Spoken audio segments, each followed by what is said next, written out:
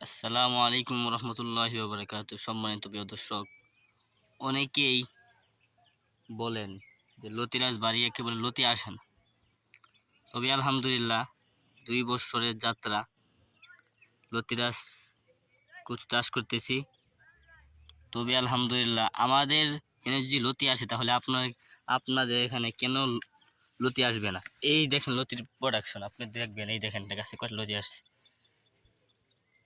এই যে ১, ২, ৩, ৪, ৫ দেখেন, এত ছোট একটা গাছে যদি এই পরিমাণ লতি আসতে পারে। দেখেন লতি, ওই দেখেন লতি, প্রতিটা গাছ পর্যায়ে লতি। দেখেন, বলবেন যে লতি বলে আসে না।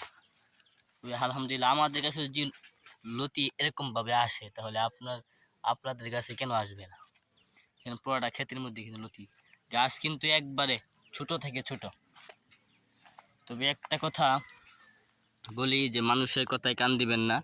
যারা কচু কচু চাষি আছেন, যারা কচু চাষ করেন, তবে আমার পক্ষে একটা কথাই বলা, কচু চাষ করতেছেন তাহলে লতিরাজ বাড়িয়াকে দেখেন, কপালে কালো তিলা।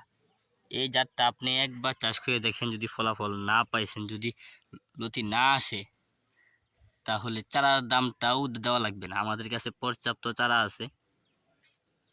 যদি কারো প্রয়োজন হয় তাহলে স্ক্রিনে দেওয়া নাম্বারে ফোন দিবেন, সরাসরি মাঠ পর্যায়ে এসে নিয়ে যাবেন, ফলন দেখে নিয়ে যাবেন, কোনো সমস্যা নেই।